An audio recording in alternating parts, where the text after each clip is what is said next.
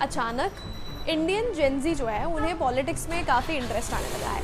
Reels बनने लगी हैं, मीम्स इंटरनेट पर फ्लड हो रहे हैं, डेली अपडेट्स जो हैं वो फॉलो हो रहे हैं और इसका जो रीज़न है वो बड़ा स्ट्रेंज सा है। कॉकरोच जनता पार्टी। डिग्रीज हैं, जॉब्स नहीं हैं, ओपिनियंस हैं लेकिन ओपिनियन रखने को प्लेटफॉर्म नहीं है, फ्रस्ट्रेशन है लेकिन कोई सीरियसली नहीं ले रहा है। शायद इसलिए ये पार्टी जो है मीम से ज़्यादा मूवमेंट लग रही है। अब ये पार्टी जो है एक्चुअल पॉलिटिक्स तक पहुंचेगी या सिर्फ इंटरनेट फिनोमेना बनकर रह जाएगी, ये तो फ्यूचर बताएगा। लेकिन एक चीज़ इस ट्रेंड से काफ़ी क्लियर है कि इंडिया का जो यंगस्टर है अब सिर्फ इलेक्शंस वॉच नहीं करता है, वो सवाल पूछना भी चाहता है, मॉक भी करना चाहता है और खुद का जो है खुद की बातों का रिप्रेजेंटेशन भी खुद से ही करना चाहता है। क्योंकि जब सिस्टम लगातार इग्नोर करता है तो लोग जो है फाइनली किसी पार्टी पर भरोसा नहीं करते बल्कि खुद ही एक पार्टी बन जाते हैं। पर इलेक्शन में वही चेहरे, सेम प्रॉमिसेस, वही स्पीचेस और फिर सेम सवाल उठता है कि इंडिया का जो यंगस्टर है वो पॉलिटिक्स से इतना डिस्कनेक्टेड क्यों फील करता है। क्योंकि ऑनेस्टली बहुत लोगों को पॉलिटिक्स जो है अब पब्लिक सर्विस कम और एक पावर गेम जो है वो ज़्यादा नज़र आने लगी है। करप्शन, मनी, पीआर, नैरेटिव और यंगस्टर्स बस रील्स, मीम्स और ट्विटर थ्रेड्स तक जो हैं लिमिटेड रह जाते हैं। लेकिन आप देखेंगे कि अचानक इंडियन जेनजी जो है उन्हें पॉलिटिक्स में काफ़ी इंटरेस्ट आने लगा है। रील्स बनने लगी हैं, मीम्स इंटरनेट पर फ्लड हो रहे हैं, डेली अपडेट्स जो हैं वो फॉलो हो रहे हैं और इसका जो रीज़न है वो बड़ा स्ट्रेंज सा है। कॉकरोच जनता पार्टी।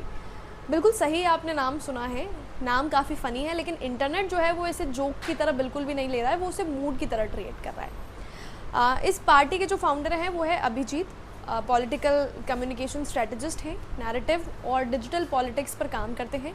पुणे से उन्होंने जर्नलिज्म पढ़ा है और फिर हायर स्टडीज़ के लिए यूएस गए और अभी जो है बॉस्टन यूनिवर्सिटी से पब्लिक रिलेशंस में मास्टर्स भी कर रहे हैं। 2020 से 2023 तक वो आम आदमी पार्टी की सोशल मीडिया टीम के साथ भी जुड़े हुए रहे हैं। आम आदमी पार्टी के मीम बेस्ड कैंपेन्स और यूथ एंगेजमेंट स्ट्रेटजी पर जो है उन्होंने काम किया है। लेकिन 2026 में उन्होंने लॉन्च कर दी कॉकरोच जनता पार्टी यानी सीजीपी, जो इंटरनेट पर आपने ज़रूर देखी होगी। अब सवाल ये है कि इस तरह का नाम क्यों रखा गया है। Reportedly chief justice of India का एक रिमार्क वायरल हुआ जिसमें अनएम्प्लॉयड यंगस्टर्स को उन्होंने कॉकरोचेस जैसा बताया है, कॉकरोचेस कहा है। नॉर्मली लोग जो हैं वो ऑफेंड हो जाते हैं लेकिन अभिजीत ने उसी इंसल्ट को सटायर में बदल दिया और इंटरनेट पर ट्रेंड कर गए। इंटरनेट पूरा उनसे फ़िलहाल कनेक्ट कर गया है। पार्टी खुद को बोलती है voice of the lazy and unemployed. जी हाँ, और फ़नी बात यह है कि यंगस्टर्स इस लाइन को जो है एज ए इंसल्ट नहीं ले रहे हैं बल्कि प्राउडली यूज़ कर रहे हैं क्योंकि समवेयर ये जो मजाक है वो लोगों को अपनी ज़िंदगी से काफ़ी रिलेटेबल लग रहा है। डिग्रीज़ हैं, जॉब्स नहीं हैं, ओपिनियंस हैं लेकिन ओपिनियन रखने को प्लेटफॉर्म नहीं है, फ्रस्ट्रेशन है लेकिन कोई सीरियसली नहीं ले रहा है। शायद इसलिए ये पार्टी जो है मीम से ज़्यादा मूवमेंट लग रही है। ये बताया जा रहा है कि लॉन्च के सिर्फ 2 दिन में 40,000 से ज़्यादा लोग इस पार्टी से जुड़ गए। इंस्टाग्राम पर जो इसका पेज है वो ऑलरेडी मिलियंस में रीच कर रहा है, खबर पड़ रही है तब तक 5 मिलियन फॉलोअर्स हैं और अब सेलिब्रिटीज़ भी जो हैं वो इस बज़ में जंप कर चुके हैं। Film maker Anurag Kashyap, actress कॉन्कोना Sen Sharma और ईशा गुप्ता जैसे जो नाम हैं वो भी इस पार्टी के पेज को फॉलो कर रहे हैं।